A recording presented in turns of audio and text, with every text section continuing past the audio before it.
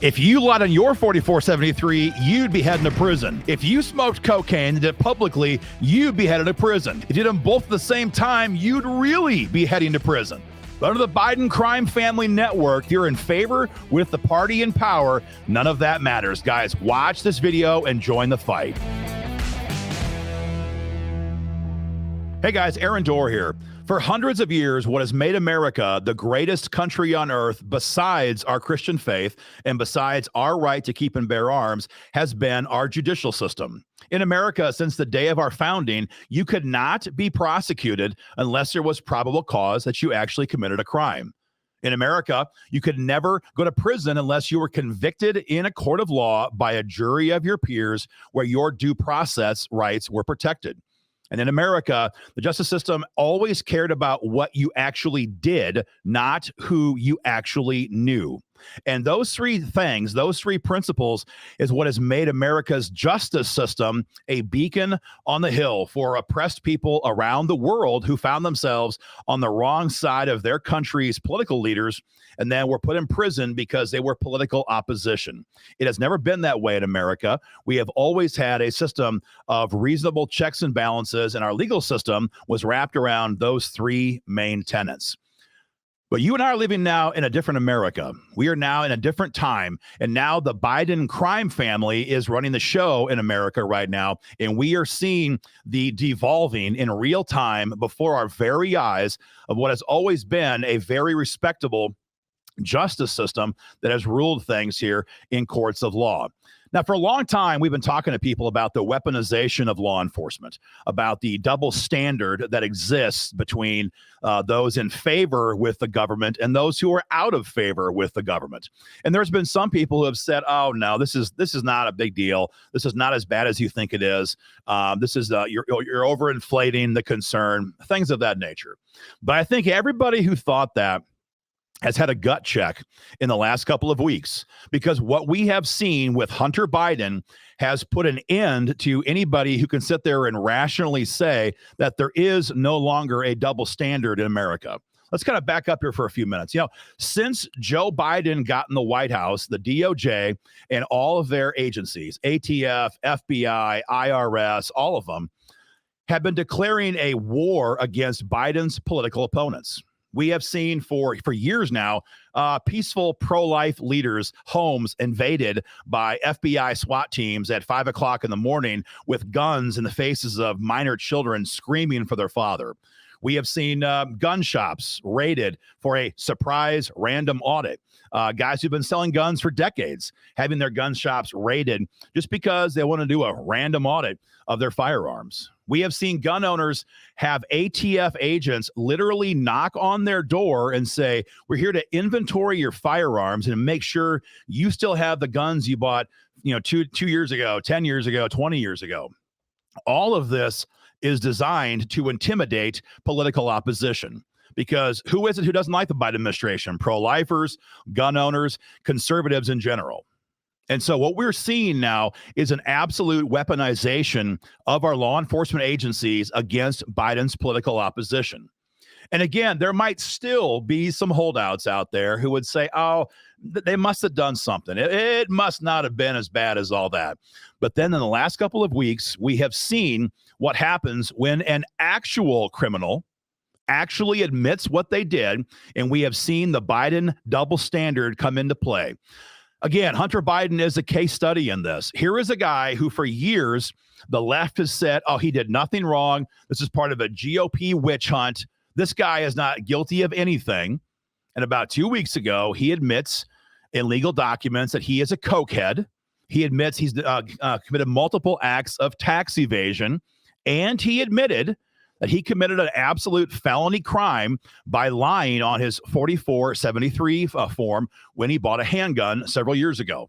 The guy didn't even try to hide it. He writes in his book how he was addicted to cocaine for all of these years, and during that same time, he bought a gun, and on that form, he said he is not addicted or an unlawful user of illegal narcotics.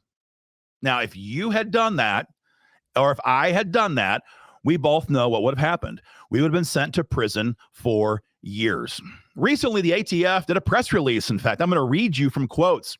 This is from the Oklahoma City field office. This was January of this year. And the agent in charge had a great big press conference entitled "Aggressively Pursuing Those Who Lie in Connection with Firearms Transactions." You're going to see it right now on the screen. And he says, this is U.S. Attorney Robert Troster. Maybe he got his name wrong, whatever. He says, keeping guns out of the hands of those who shouldn't have them is of paramount concern. Here's the best part. We will use the tools available to us to pursue those who use a straw purchaser or lie when they buy a gun. It's a no tolerance. It's a zero tolerance policy. Anybody who lies on their form will be prosecuted. Anybody who engages in a straw sale will be prosecuted. And this form comes with it right there in black and white, 4473. This carries a 10-year federal prison sentence. So if you lied on your 4473 and you said, never use cocaine, I'm not addicted to it, I'm not a user of it, at the exact same time, you're openly posting photographs of you smoking cocaine, you would be in prison. You would be in prison, and not for a short time either. But again, in the Biden White House, or should I say under the Biden crime family, there's a double standard now, because if you are on the right and you're one of the opposition opponents to the Biden crime family, yeah, you'd be in prison. But if you're on the favored side of the Biden crime family, the rules do not apply. There is most certainly a double standard. So Hunter Biden pleads guilty, as I said, to being a cokehead, to lying on his 4473, and for multiple counts of tax evasion. And how many days in prison do you think he's going to serve? I'll wait. I'll let you guess. Exactly. 0 days in prison. Hunter Biden has pled guilty, and he's going to enter what's called a pre-trial diversion program, where he'll probably pick up some trash in a ditch or do some kind of community service or pay a fine or something like that. And he's going to serve not a single day in prison for committing multiple felony crimes. So if there's anybody out there who still believes that we have an impartial justice system, we simply don't.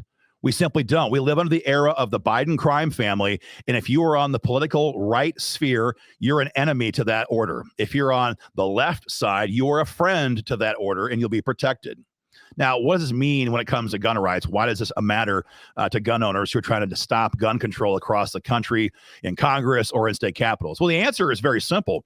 If the Biden crime family is this blatant now, if they will invade pro-life leaders' homes at 5 a.m. and put machine guns in the faces of minor children, if they will raid gun owners' homes or gun shops trying to do a surprise audit of their firearms, if they'll come to your door as ATF agents and ask to come into your home and inspect your property, inspect your firearms now, how do you think they're going to operate down the road if America loses our right to keep and bear arms?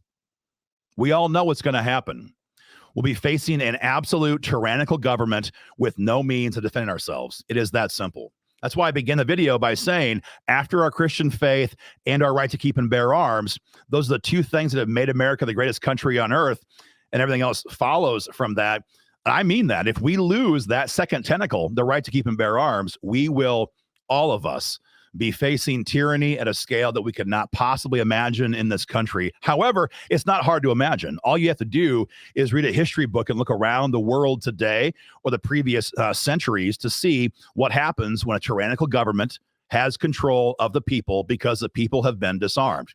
It's not pretty. We all know that. And over 100 million citizens last century alone were exterminated by their own governments.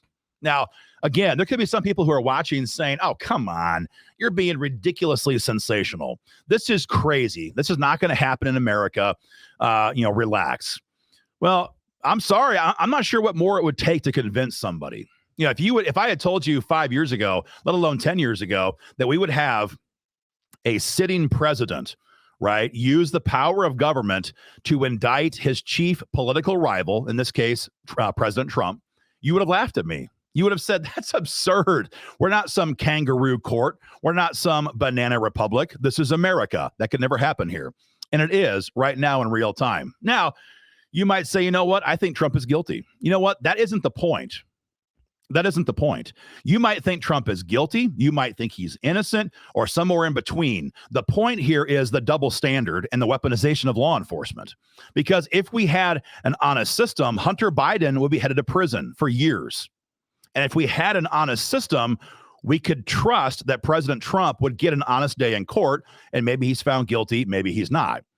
But that's not the point. The point is we have lost our independent judiciary.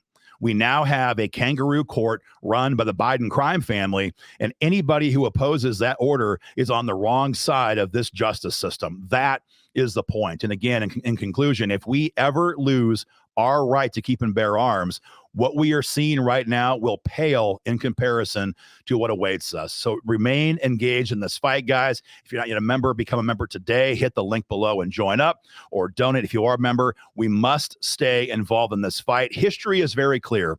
Unarmed people become serfs who are unable to defend against their own government when they turn on them. It happens throughout history. It can and will happen here if we lose our gun rights. We're going to fight to stop that, both in the state capitol and in Congress and the courts. Guys, we need your help, though. Join the fight, hit the links below, and share our video.